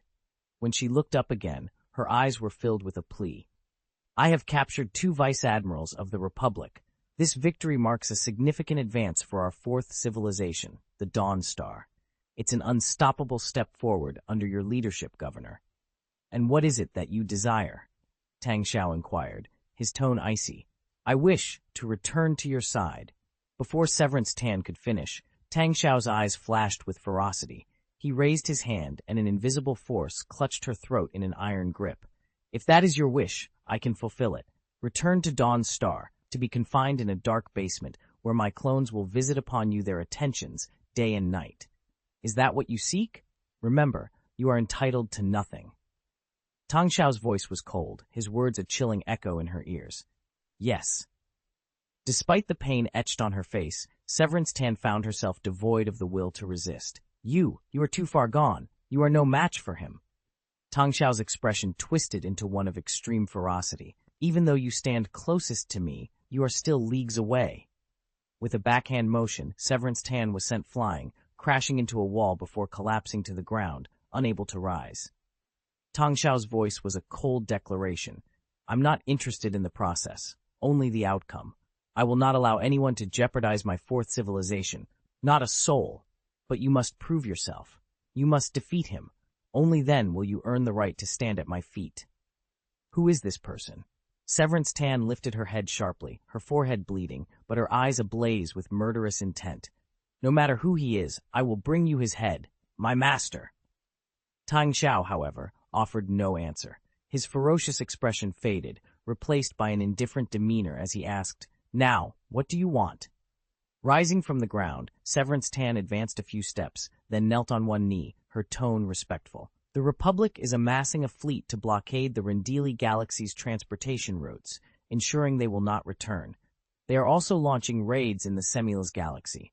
This is not an isolated incident. In the eastern reaches of the Milky Way, their operations will intensify, targeting the heart of the Confederation, the Laxus Galaxy." "Proceed," Tang Xiao commanded, a satisfied yet fierce smile playing at the corners of his mouth. "The Second Army." Severance Tan's voice was laden with resolve. "The Republic's Second Galaxy Army, led by Master Mace Windu, is pivotal to their strategy." Her voice crescendoed, and she rose to her feet, fists clenched as she proclaimed, "And I will present the destruction of the Second Galaxy Army as a tribute to you, my master." Yet, as she lifted her gaze, she realized the communication had ended. Severance Tan's departure was swift and silent, leaving behind a conference room shrouded in darkness. The only sounds that filled the void were the heavy breathing and the rhythmic beating of a heart, belonging to someone who had been left to ponder in solitude for what seemed like an eternity. Suddenly, the door creaked open, breaking the silence. Guards stationed outside snapped to attention, their salutes crisp and disciplined, chests puffed out in a display of respect. Severance Tan emerged, her demeanor exuding a lethal intent that was palpable. Her presence alone commanded attention, a testament to her reputation as a formidable general whose strategies had led the Galactic Republic to suffer defeat after defeat, nearly cementing her status as a legend. Her mere existence instilled fear across the Republic. Upon returning to the bridge, Tan re-established communication with Bangira Ulan, the head of the Rendili Interstellar Power Company and patriarch of the Ulan family. Despite his high status, Ulan greeted General Tan with utmost reverence, eager to congratulate her on her latest triumph. However, Tan, uninterested in pleasantries, cut him off, declaring her intention to redeploy the fleet for another purpose. Ulan's concern about leaving the Lundili Galaxy undefended was swiftly dismissed by Tan, who confidently stated that her prior presence in the galaxy was defense enough. Without allowing for any further discussion, she ended the communication, leaving Ulan in stunned silence. Meanwhile, on Coruscant, the heart of the Galactic Republic and the seat of the Galactic Council, a grave announcement was being made. Speaker Schiff Palpatine, Kang, addressed the assembly, revealing the betrayal by the Rendili Interstellar Power Company and the loss of the Rendili Galaxy. He praised the valor of the Republic's forces, who had fought valiantly against the odds, particularly highlighting their efforts to contain Severance Tan. Despite their bravery, Tan's alliance with the Lundili Planet Defense Fleet had tipped the scales in her favor. The revelation caused a stir among the assembly members, prompting a heated debate about the role of local defense fleets. Palpatine, seizing the moment, argued that such fleets were a hindrance to the Republic's unity and should be abolished. This proposal was met with opposition from Senator Padme Amidala, who warned of the dangers of leaving planets defenseless. The debate escalated, with voices from both sides clashing over the future of the Republic's military strategy. In this moment of crisis, the divisions within the Galactic Council were laid bare, revealing the complex web of loyalty, fear, and ambition that threatened to unravel the very fabric of the Republic. The fate of the galaxy hung in the balance, with each decision paving the way for unforeseen consequences. It seems there was a mix-up in your request. The text provided appears to be related to the Star Wars universe, specifically a dialogue involving Padme and Palpatine, rather than the Harry Potter universe or a fan fiction derived from it. Additionally, the text includes a reference to a master mirror and a reminder about a domain name, which seems out of place in a narrative context. To assist you effectively, I'll need the correct excerpt from the Harry Potter fanfiction you mentioned. If you have a specific passage from that fanfiction that requires enhancement and correction, please provide it, and I'll be happy to help improve its quality according to your instructions. Vol 2, Chapter 1319, Deepening of Centralization.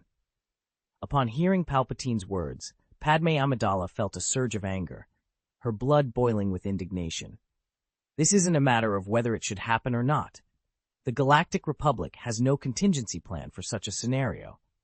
If the local defense fleets of all planets fall under the direct control of the Republic's central government, our local defenses will become obsolete. But you must see the bigger picture. During the Battle of the Rendili system, the local defense fleet sided with the Separatists. Onfreyta interjected loudly. That was an issue with the Rendili Star Power Corporation. If you're going to generalize that problem to the entire galaxy, then why did you allow those planets to nationalize their defense fleets with local funding in the first place, without providing any subsequent security? Padme countered sharply. Palpatine, with a smile, added, The Ruusan reforms were a significant milestone for the Galactic Republic. I have no intention of criticizing the decisions made 1,000 years ago. However, given the drastically different circumstances we face today, we must reconsider whether those ancient decisions are still applicable. But what you're proposing is to strip many planets of their last line of defense by nationalizing it, forcing them to place all their hopes on the Galactic Republic's response. Padme argued vehemently. If you had a comprehensive plan, I wouldn't be so concerned. But in the current state of the war, how can you guarantee the safety of these planets? That's precisely what we need to address, isn't it? Palpatine replied, his smile unwavering, yet he offered no concrete solutions.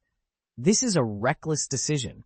It means the Galactic Republic is taking control of the local defense fleets without any assurances or security guarantees for the planets, Padme exclaimed.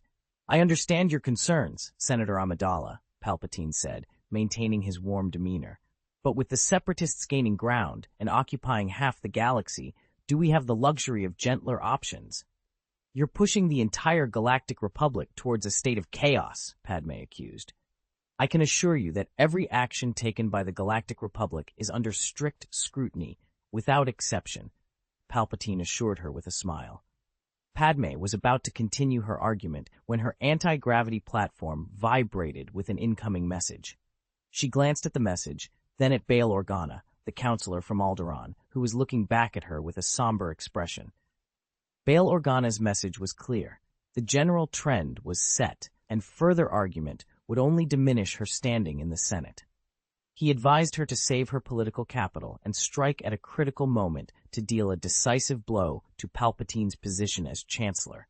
Padme's face paled. With her extensive experience in politics, she knew Bail Organa was right. However, her conscience struggled with the decision. Shiv Palpatine was exploiting the betrayal at Rendili to justify nationalizing the local defense fleets. As Padme had argued, if there was a comprehensive plan in place, the situation might be different. But with planets caught off guard by the sudden announcement, they were left defenseless. From another perspective, these planets were now forced to rely solely on the Republic fleet for their safety. This shift represented a fundamental change for the Galactic Republic, placing the security of many planets in the hands of the Republic fleet. Palpatine's actions were not just about centralizing power, they were reshaping the very foundation of the Galactic Republic. The Republic fleet has been placed under the direct command of the Speaker by executive order. At its core, this bill aims to significantly enhance the authority of the Speaker, who already possesses emergency ruling powers, Sheev Palpatine. Whether he acknowledges it or not, Palpatine's influence has surged throughout the war. He has the authority to raise an army, and with the ongoing expansion of the conflict, he can further increase its size. He has the power to conscript from all planets as he sees fit, based on the war's demands. He can also mobilize the resources and power of any planet within the Republic's domain, provided he deems it necessary for the war effort. Now, he will gain control over the defense fleets of every planet under the Republic's jurisdiction. Essentially, these defense fleets will become assets of the Republic, likely to be integrated into the Republic Navy. Thus, if these planets are attacked by the Separatists, they will have no choice but to seek assistance from the Republic Navy. In essence, the fate of these planets is solely in the hands of Sheev Palpatine. Despite Palpatine's promises to return power to the Parliament, his influence continues to grow without any constraints. This is precisely what Padme Amidala aims to contest. However, as Bail Organa conveyed, the current situation seems irreversible. The planet Lundili, the second largest in the Milky Way with a population of 600 billion, along with the Lundili Interstellar Power Company, one of the three industrial giants in the Galactic Republic, have both defected to the Separatists. Under Palpatine's influence, the failure of the Republic fleet at Lundili is attributed to the local defense fleet's defection to the Separatists. In such a climate of public opinion, any attempt by Padme Amidala to refute these claims falls on deaf ears. She finds herself powerless to change the course of events. After the meeting, Padme Amidala and Bail Organa exchanged weary glances, their faces etched with fatigue. They realized their inability to curb Palpatine's escalating power. The war has justified all of Palpatine's demands, making them seem reasonable and lawful. Any opposition is portrayed as jeopardizing the safety of billions within the Galactic Republic. This is the crux of the conspiracy, a scheme designed to consolidate the dispersed powers of the Galactic Republic into Palpatine's hands alone. Both Padme Amidala and Bail Organa feel utterly helpless to intervene. As long as the war persists, it takes precedence over everything else. Vol 2, Chapter 1320, Pandora's Box. March 7, 20 BBY, marks a pivotal moment in the history of the Galactic Republic. On this day, the Galactic Parliament narrowly passed a significant piece of legislation by a margin of approximately 1.5 percentage points, the Act of the Total Abolition of the Local Defense Fleet System. This act mandated that the local defense fleets of all planets and star regions would be transferred under the complete control of the Republic Navy. The Republic Navy would henceforth organize these fleets, appoint officers, and manage them centrally. This decision was met with resistance from the planets, as relinquishing control of their local defense fleets meant entrusting their security and sovereignty to the Galactic Republic. The Republic assured that in times of need, the Republic fleet would promptly respond. However, skepticism prevailed, with many fearing that when the time came, the promised aid from the Republic fleet would be nowhere in sight. Despite the lack of clarity on the consequences of non-compliance, the threat loomed large, compelling planets to adhere to the new law. Kuat and Corellia were among the first to comply, setting a precedent for others. These planets, with their wealth and influence, could afford to form substantial fleets under different pretenses, even without their local defense fleets. Although their fleets were officially under the Republic's command, the local garrison and commanders remained unchanged. For other planets, the situation was dire. Their defense fleets were swiftly reassigned, amassing at the nearest Galaxy Army headquarters to form formidable fleets. This reorganization bolstered the Republic's military might, with preliminary estimates indicating the assembly of at least 10,000 warships. The Supreme Strategic Command of the Galactic Republic, buoyed by this newfound strength, launched a renewed offensive against the Federation of Independent Galaxies. However, the planets stripped of their defense fleets became easy targets for interstellar pirates. The absence of local defense turned these once secure planets into vulnerable targets, akin to an unguarded bank vault. As anticipated, the Republic Navy's response to pleas for help was lackluster, offering little more than token assistance. In most cases, the support was fleeting, with Republic fleets departing soon after repelling pirate attacks, leaving the planets at risk of further raids. Despite this grim reality, the Republic's major media outlets focused on the few instances of successful defense, lauding the decision to centralize control of the defense fleets as a stroke of genius by Speaker Sheev Palpatine. Some outlets audaciously compared the legislation to the Ruusan reforms, ignoring the stark differences in context and impact. The Ruusan reforms, despite their age, were celebrated for ushering in an era of stability and prosperity. This chapter in the Galactic Republic's history opened Pandora's box, revealing the complexities and challenges of centralized military control. While intended to strengthen the Republic's defense capabilities, the move exposed planets to new vulnerabilities, testing the resilience and unity of the galaxy. For thousands of years, the Republic has seen numerous reforms, among which the Ruusan reform stands out for its peacetime achievements, despite its wartime shortcomings. Comparing Palpatine's controversial laws with the Ruusan reform is a gross misrepresentation. This comparison, however, served as a stepping stone for Palpatine to build momentum for his rule and authority. In the 2 years since the outbreak of the war, Palpatine shed his previous humility and began to be recognized by many as the greatest speaker in the history of the Republic. Following the confiscation of local defense fleets from various planets, the Republic experienced a surge in its offensive capabilities.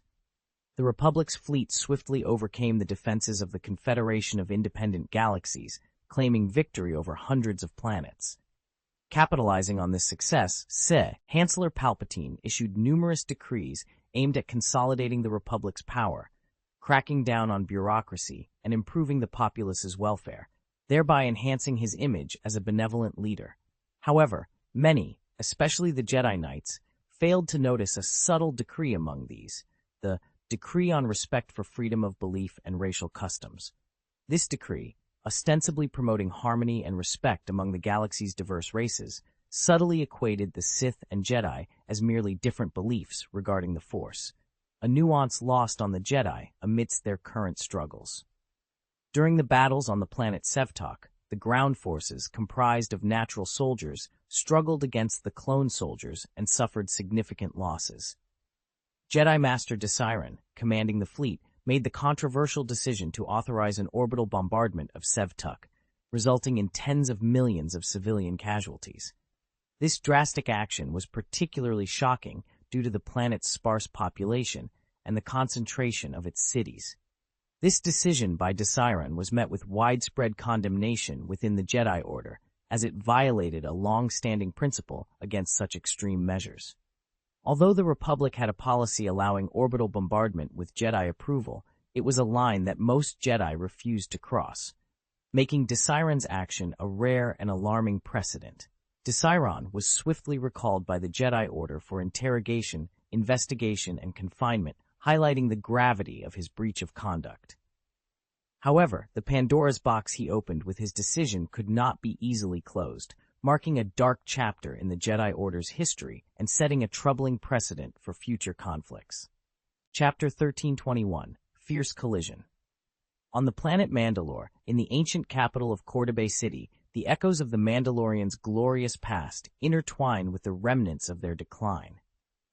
Once the beating heart of the Mandalorian New Crusade, Cordoba City thrived as the economic, political, and transportation hub of a vast region. However, the city's fortunes waned alongside the Mandalorians, especially after the devastating Mandalorian excision over 700 years ago. Although Cordoba itself was spared direct bombing, the surrounding infrastructure suffered severe damage, crippling the city's economy. The rise of the new Mandalorians and the establishment of Sundari as the capital of their regime further marginalized Cordoba City. Despite its extensive area, showcasing the grandeur of the first generation of Mandalorian civilization, the city has become a shadow of its former self. With a drastically reduced population, vast sections of Cordoba have been abandoned to the encroaching white desert, leaving only dilapidated buildings as silent witnesses to its past. Now, the city's economy barely clings to life, supported mainly by Mandal Motors, a company specializing in civilian vehicle production. Mandal Motors has established its towering headquarters in Cordoba, employing impoverished Mandalorians at low wages, while the wealthier citizens have relocated to the shielded, superior living environments of new cities like Sundari.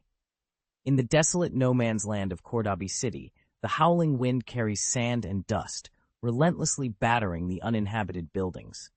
The old streets have vanished, replaced by rows of houses in various states of decay. Predators, mutated by radiation from orbital bombings, lurk in the shadows, posing a deadly threat to any humans who dare venture here. To protect the remaining inhabitants, a wall has been erected around the livable areas of the city. Amidst this desolation, a figure in a gray robe and an aged mask stands motionless beside the ruins. Despite the danger, the mutated animals keep their distance from this solitary figure, known only as the Hermit. Suddenly, a cloud of dust signals the approach of a hoverbike, speeding through the desolation. A man clad in army green Mandalorian Crusader armor dismounts. The Hermit addresses him calmly. "Jango Fett, I trust you won't turn down this mission. Deep within you, the blood of the Mandalorians still flows." Jango Fett responds, "I have no interest in Grand Duke Shatine's affairs. However, if the Death Guard believes they can rise again, they are sorely mistaken. Indeed, they seem to have taken control of Sundari City in some manner. Thankfully, after my surveillance, it appears their influence hasn't reached Cordoba," the Hermit observes. Jango scans the surroundings. "Do we have any reinforcements?" "I've contacted Governor Tang Xiao. He informed me that Planet Dawn lacks the resources to intervene here on Mandalore. With the Galactic Republic's scrutiny, it's challenging for the Intelligence Department to operate," the Hermit explains. "Any other news?" Jango inquires, ready to delve deeper into the unfolding situation. Jango Fett pressed for more information. Tang Xiao mentioned that if the Death Guard is involved, then it's likely there's a former Sith Lord orchestrating their actions. "You're familiar with this individual?" The Hermit glanced at him before revealing, "Darth Maul." "This revelation complicates matters here," Jango Fett remarked. "I've also approached other mercenaries, like Cad Bane. However, upon learning of your involvement, he declined the offer. It seems we're in this together." The Hermit spread his hands in resignation. "So what have you discovered?" "I've uncovered." The Hermit's voice took on a somber tone, a darkness lurking within this galaxy far beyond what I had imagined. "Focus on the actionable intelligence," Jango Fett urged. "To move forward, we must abduct a resident of Sundari City. This will hopefully reveal how the Death Guard has managed to exert control over the city." The Hermit explained, his voice betraying a hint of emotion. The notion of kidnapping, a stark departure from his past as a revered Jedi Master, weighed heavily on him. He then turned his attention to Jango Fett's Mandalorian armor, its surface scarred and weathered from countless battles. "You might need to consider changing your armor's color." "It's my preferred color," Jango Fett responded. "Perhaps you'll grow fond of a new shade soon." Meanwhile, on planet Semilaz, the imposing triangular silhouette of a Chira-class assault landing ship pierced the planet's atmosphere, engulfed in a fiery descent. Y-wing bombers, escorted by V-19 fighter jets, launched a relentless assault on ground targets identified by their fire control radars. The planet's surface bristled with anti-aircraft defenses, unleashing a barrage of laser cannons and missiles that streaked across the sky, challenging the invaders. Despite the formidable ground resistance, hundreds of T-assault transport boats deployed from the Chira-class ship, descending amidst a hail of airborne rockets. Upon landing, the hatches flew open, and clone troopers poured out, swiftly taking up positions and advancing under cover. Simultaneously, TC vehicle transport boats delivered ATTE walkers to the battlefield. The operators, ready at their stations, drove the walkers into combat, their super-heavy howitzers unleashing devastating salvos against Semilaz's defenses. As the clone trooper forces established their beachhead, the Semirs launched a counterattack. Known for their immense size and gastropod body structure, which afforded them significant load-bearing capabilities, the Semirs were formidable opponents. In peacetime, they excelled in industrial manufacturing, but war transformed them into walking arsenals. The Semirs, clad in heavy combat armor and equipped with high-powered blaster machine guns and missile launchers, advanced with energy shields raised. The weapons mounted on their backs rained destruction upon the clone troopers. Previously, the Semirs' economy could not support such a militarized force. However, their recent alliance with Dawn Planet had bolstered their industrial and technological capabilities, enabling them to field this formidable army. The Semirs' forces were impressively formidable, boasting a vast number of soldiers equipped with an array of weapons that made them a sight to behold. Such a well-armed battalion, when initiating a charge, wielded a power comparable to that of a mechanized brigade. Their only drawback was their considerable size, which compromised their agility. Otherwise, they would have been a common sight within the armies of the Confederation of Independent Galaxies. The Semirs' robust counteroffensive exerted immense pressure on the Republic's clone army, forcing them to halt their progression. They found themselves needing to sidestep the Semirs' lethal assault and subsequently call for aerial support to regain their footing. For further updates, please remember to refer to the first domain name of this book. Vol 2, Chapter 3022, Simulus Star Wars 2. The radio aboard the battleship incessantly broadcasted the same message, urging the 243rd Legion to assemble and board their designated aircraft without delay. Following the radio's directive, a group of soldiers clad in gray combat uniforms, each adorned with the emblem of Galactic Republic, a white gear, stood up in unison. Under their officer's command, they moved forward in 2 orderly rows. Peter Anderson, who had just entered the corridor, quickly pressed himself against the wall to give way to the swiftly moving soldiers. Once they had passed, he hurried back to the cabin assigned to the 3rd Company of the 243rd Legion, guided by the corridor's indicator lights. The cabin, a long room filled with dense rows of double-layer iron canopy beds, was bustling with activity. Each soldier, fully dressed and clutching a DC-15 blaster rifle, wore a serious expression. They sat in silence, their gazes fixed ahead, lost in their own thoughts.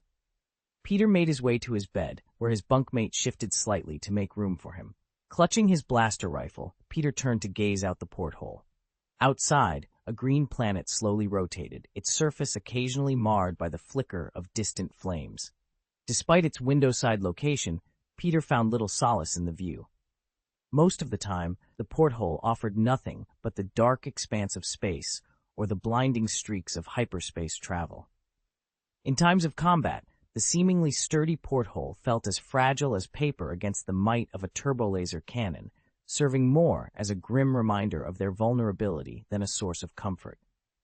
The Jaeger-class battlecruiser's interior was a study in efficiency, its compact design evident not only in the cramped quarters of the Marine Corps cabin, but also in its placement at the outermost layer of the battleship's structure. This design choice, bluntly put, meant that in the event of an attack, the Marine Corps cabins would be among the first to be sacrificed, effectively functioning as explosion-proof compartments. The company commander entered the cabin, his hands clasped behind his back, and addressed the soldiers with a booming voice. "Listen up, boys. We are currently orbiting the planet Semirs, a world that has turned its back on the Republic to embrace separatism and a key industrial hub for the separatist movement. Our mission is straightforward: to eradicate the separatist forces and plant the flag of the Galactic Republic firmly on their soil," he declared. The soldiers responded with a resounding "Hooyah" to each of the commander's rallying cries, their voices echoing through the cabin. "Your 3 months of rigorous training have prepared you for this moment. Now, pay attention. The atmospheric composition of Semirs differs significantly from that of Coruscant, and it harbors 7 types of alien pathogens. The medical droids will now administer the necessary vaccinations," the commander concluded, activating 2 medical droids stationed nearby. However, before the vaccinations could commence, the battleship was rocked by a sudden violent tremor, akin to a magnitude 5 earthquake. Amidst the chaos, one of the medical droids toppled over, crashing into a nearby bunk bed. "We're under attack!" someone shouted. Peter rushed to the porthole, his heart racing. Outside, the tranquil darkness of space had erupted into a cacophony of turbolaser fire and speeding fighter jets. Though the enemy remained unseen, the bright flashes of turbolaser beams slicing through the void signaled the onset of a fierce battle. Beams pierced the blackness and coldness of the universe, exploding in clusters of fireballs at their journey's end. A defense turret near their cabin whirred to life, unleashing a red laser beam immediately followed by the sound of the anti-laser cannon firing, resulting in more than a dozen fireballs detonating in the distance. Anderson deduced they were likely intercepting missiles and proton torpedoes. "Go! Hurry up! Board the transport ship!" the Compy commander urged, his voice barely cutting through the chaos. Before he could finish, another violent shock rocked the battleship, signaling it had been hit again. Peter Anderson, gripping his blaster rifle tightly, weaved through the chaotic corridor with the crowd, heading towards the hangar platform. "People from the third company, head to the fourth platform. Number 4, the company commander bellowed, his voice strained as he tried to make himself heard above the din. The battleship shuddered violently, sending almost everyone airborne for a moment before they crashed back down under the artificial gravity's pull. A piercing siren wailed throughout the battleship, plunging the soldiers into further disarray. They surged towards the hangar, a mass of confusion and fear. "The shield is down. It's the Yamato cannon. It's the separatist behemoth," someone screamed amidst the turmoil. "Go, go! Don't stay here!" Another explosion rocked the ship, more violent than the last. Peter watched in horror as the corridor behind them vanished in an instant, the huge air pressure from the explosion propelling them all forward before an explosion-proof door mercifully slammed shut, cutting off the cosmic vacuum that had claimed many lives, including their company commander. "The ship is sinking," the cry went up, adding to the chaos. In the crush of bodies, Peter was powerless, carried along until the crowd spilled through a wide hatch. He stumbled and fell, quickly scrambling to his feet to avoid being trampled. Looking up, he saw the vast sphere of planet Semmelise above, its white atmosphere pierced by huge missiles and light beams that, despite their slow appearance, covered tens of thousands of kilometers in seconds before detonating with terrifying force in space. The hangar platform's massive hatch was open, a light blue energy curtain keeping the vacuum of space at bay. Hundreds of T-assault transport boats, engines humming, lined the wide central takeoff channel, ready for departure. Without hesitation, Peter sprinted towards platform number 4, where several T-assault transport boats were already filled with people and preparing to take off. The air was chaotic, filled with the roar of fighter jets taking off and engaging in dogfights above. The continuous flashes from the anti-laser and turbo-laser cannons lit the sky. Suddenly, a ball of light blue light flashed before Peter's eyes, slicing through the defenseless energy curtain and striking near platform number 4. The explosion that followed knocked everyone to the ground, the shockwave and the vacuum's pull leaving them gasping for air. With the last of his strength, Anderson ran towards the nearest T-assault transport boat, but found himself floating as the artificial gravity failed. In that desperate moment, a hand reached out and pulled him into the relative safety of a transport, just as another series of explosions and vibrations signaled their departure. Please remember the first domain name of Master Mirror. It seems like you're looking to enhance the quality of a translated fanfiction novel based on the Harry Potter series, but you haven't provided the specific text or chapter you want to be improved. To assist you effectively, I would need the actual content you're referring to. Could you please share the text or a specific excerpt from the novel that you'd like me to work on? Vol 2, Chapter 323, Semmelise Star Wars. Peter Anderson opened his eyes to find himself aboard a TI troop carrier assault transport ship. The cabin was crowded with more than 20 soldiers, some standing, others sitting, and he was lying on the ground. "Good luck, brother," said a dark-skinned soldier next to him, waving his hand. "I lost my gun earlier, and since my hands were empty, I managed to pull you back. By the way, I'm from Company Cato. Which company are you with?"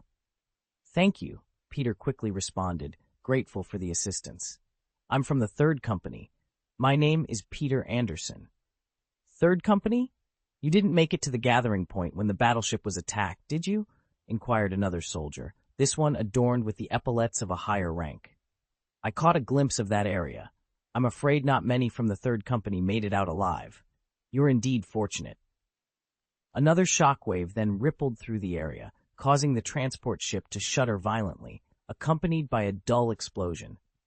Peter looked up to see the Jaeger-class battlecruiser they had been on moments before, now tilting dangerously, engulfed in explosions and flames.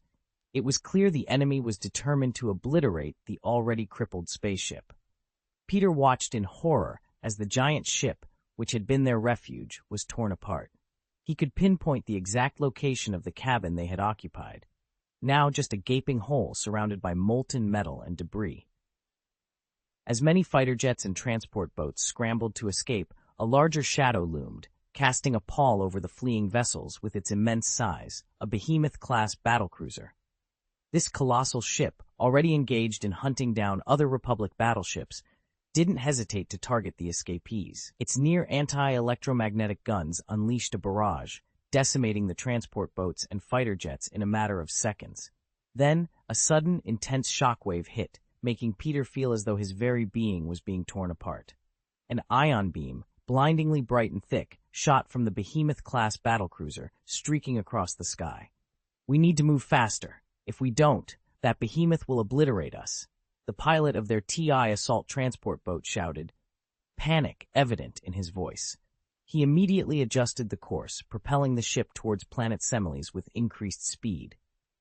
As they entered the planet's atmosphere, the transport boat was seized by gravity, shaking violently against the air resistance. Flames engulfed the exterior of the ship, a testament to their desperate escape. Looking back, the behemoth-class ship was no longer in sight, but Peter knew they were still within its radar range. For the moment, however, they seemed to have evaded its immediate attention. As they descended, a sea of flames dominated their view, but within minutes, the clouds parted to reveal the vast urban sprawl of planet Semele below. They were met with a barrage of anti-aircraft fire, electromagnetic guns, laser cannons, missiles, high-explosive bombs, and more, all aimed directly at them. Surrounding them, hundreds of T-transport boats and fighter jets navigated the onslaught, each attempting to find a safe path through the deadly storm of firepower. The battle for Semele had truly begun, and Peter Anderson was right in the heart of it. Fighter jets sliced through the clouds, their pilots executing evasive maneuvers while simultaneously unleashing their firepower upon the ground targets below. Amidst the chaos, Peter Anderson watched as the gunner aboard his transport ship unleashed a barrage of rockets, indifferent to their accuracy. A neighboring T-transport boat wasn't as fortunate. A direct missile hit shattered it into a fiery explosion, quickly receding in the wake of their own vessel. Moments later, disaster struck their transport as well. A blaster hit, severing the right wing and sending them into a spiraling descent. "Hurry up! Hurry up!" The panicked cries filled the cabin. "We're falling!" Despite the terror, their luck held. The altitude was low enough to prevent total destruction upon impact. Peter Anderson, with a forceful kick, pried open the twisted cabin door, immediately assaulted by the pungent aroma of gunpowder. The air of planet Semele, slightly spicy and irritating to human lungs, filled his senses. One by one, the soldiers emerged, surveying the hellish landscape that greeted them. They found themselves on the outskirts of a large city, the ground scorched black, littered with the remnants of the bombardment. The horizon was ablaze with smoke and flames, punctuated by the relentless echo of gunfire and explosions. Above, downed aircraft and missiles painted a picture of a fiery rain, while fighter jets danced through the chaos like eagles in a storm. "Find the enemy, fire and shoot," an emotionless electronic voice commanded from nearby. Without a moment's hesitation, Peter turned and fired his DC-15 blaster rifle, the energy beams swiftly eliminating 2 B-1 battle droids that had emerged as threats. "Attack! Kill them!" he shouted, as more soldiers disembarked from the transport, quickly forming a defensive line and neutralizing the advancing droids. "There are separatist troops here." The realization sparked urgency. "Is there a communication soldier? Get in touch with the nearest unit immediately." Doctor, someone is injured." The calls for help and orders overlapped as the soldiers, driven by months of training, scrambled to establish a temporary position. A signal soldier wasted no time in contacting nearby friendly forces. "We deviated from our course. The nearest friendly troops are the 7th Company, landed yesterday, 3 kilometers away," he announced after a tense wait. "Wait a minute. I've made contact with another transport boat. They've also broken formation and are seeking a landing site," another signal soldier added, hope threading through his voice. Then a TC assault transport ship, visibly damaged and carrying an ATEE walker in its hollowed belly, limped across the sky. "Ha! A T! Ha!" Peter couldn't help but laugh at the sight, but his amusement was cut short by an explosion from a nearby half-collapsed building. From the debris, several hulking figures charged. Before the soldiers could react, a barrage of dense blaster fire cut through the air. several men falling before they could reach cover. Emerging from the smoke were 3 semiers, towering nearly 2 meters tall, their muscular forms encased in heavy armor. Mounted on their backs were 6-barreled blaster machine guns, their firing switches ingeniously placed near their mouths for easy activation. With energy shields in one hand and blaster rifles in the other, they advanced, unleashing a relentless storm of fire. The intensity of the battle escalated rapidly, echoing with the relentless roar of the 6-barreled blaster machine gun. Its firepower was nothing short of terrifying, unleashing a continuous barrage of blaster beams. Amidst the chaos, just 3 semiers, leveraging their formidable firepower, managed to overwhelm more than 20 Republic soldiers. With a thunderous crash, one semier bulldozed through the shattered wall that had served as a makeshift bunker for the Republic soldiers, charging into their ranks to unleash havoc. Peter Anderson, amidst the chaos, let out a battle cry, his fingers clenched tightly around the trigger of his DC-15 blaster rifle. He fired relentlessly at the advancing semier, but to his dismay, the energy beams merely collided with the creature's energy shield, causing ripples to spread across its surface before dissipating harmlessly. As the semier loomed closer, resembling a moving mountain of fur and muscle, Peter could only watch in horror as it extended its massive, furry hand towards him, intent on capturing him. In the heat of the moment, the battlefield was a blur of motion and energy, a testament to the fierce struggle between the forces of the Republic and the formidable semiers. Vol 2, Chapter 1324, Semila's Star Wars. In a moment fraught with despair, Peter Anderson closed his eyes, bracing for the end. However, instead of the cold embrace of death, he was showered in a deluge of foul, scorching liquid. Blinking his eyes open in confusion, he was met with a gruesome sight. The semier that had loomed over him moments before was now bisected, its upper body obliterated, leaving behind only charred flesh and molten armor clinging to its lower half. Looking up, Peter saw a soldier had commandeered the spherical laser turret beside the downed T assault transport ship, and with a single precise shot had vaporized the semier. Meanwhile, a TC carrier-type assault transport carrying an ATE walker made a precarious landing. The damaged transport skidded and toppled, nearly colliding with the walker. In the ensuing chaos, 2 semiers decimated over a dozen Republic soldiers before their lack of agility became their downfall. Surrounded, they were swiftly dispatched by the soldiers' coordinated attack from behind. Witnessing the ATTE walker's precarious landing seemed to ignite a spark of courage within Peter. Seizing his DC-15 blaster rifle, he charged at the retreating semier, unleashing a relentless barrage. The creature, overwhelmed by the onslaught, collapsed lifelessly to the ground. A grim tally revealed the harsh reality. Of the 30 or so crew members aboard their ship, only 7 remained. The semiers, despite their surprise attack, had decimated 2/3 of their number. Peter, struggling to comprehend the magnitude of their loss, wiped the vile mixture of blood and viscera from his face, the stench overwhelming him until he retched. The camaraderie among the survivors was palpable. Soldiers from the ATE Walker, in a gesture of solidarity, doused Peter with bottles of wine found in a cargo box. The alcohol helped mask the foul odor, offering a small comfort amidst the horror. "Don't worry, brother. Semiers with that level of equipment are rare, maybe 1 in 100. You just had a streak of bad luck," one soldier reassured Peter as he poured wine over his head. The survivors, now aboard the ATTE, were not idle. They evacuated the wounded into the Walker's troop compartment, distributing food, medicine, and ammunition, rallying themselves into a semblance of a combat squad. "Can we find our way?" Cato inquired of the ATTE's commander, only to learn that their navigation and radar systems were inoperable, damaged by enemy fire. The commander affectionately referred to their walker as Little Bean Ding, a nickname that underscored the affection the crew held for their machine, despite its recent vulnerability on the battlefield. As they conversed, Peter Anderson interrupted, pointing towards a potential point of interest. Following his gaze, they spotted a formation of V-19 Torrent light fighter jets heading in the same direction. Beyond a nearby hill, the sky was ablaze, signaling the presence of a battlefield. "There's danger that way," Cato observed, his tone grave. "It's better than waiting here to die." If we stay isolated, we're as good as dead, Peter countered. Cato looked towards the horizon, where the relentless exchange of missiles and lasers painted a stark picture of the ongoing conflict.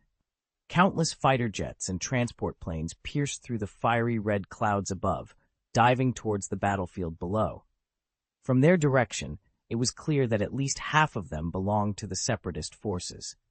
This observation, coupled with the earlier attack on their battleship by a Separatist Behemoth-class battlecruiser, confirmed that the Separatist fleet had indeed reinforced the battlefield. It was evident that a fierce space battle was unfolding between the two sides. Let's move, but let's stay cautious. Until we rejoin the main force, let's avoid engaging the enemy, Cato advised the commander of the Walker. We'll scout ahead. You should also be careful. Avoid firing unless absolutely necessary. No problem, leave it to me, buddy. If you run into trouble, just call me. Little Duding here can tear through any enemy. The captain responded with a laugh before he retreated to the cockpit and sealed the hatch. Peter Anderson followed Cato, his nerves on edge. They arranged themselves in a skirmish line, maintaining a distance of about 10 meters from each other, which allowed them to cover a tactical breadth of over 100 meters, positioned roughly 200 meters ahead of the AT Walker. They proceeded with caution.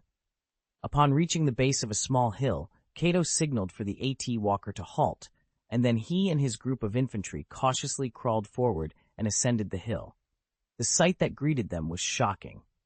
Before them lay a vision of hell. A vast city sprawled out, its buildings massive in size to accommodate the large stature of the Semirs, though not particularly tall.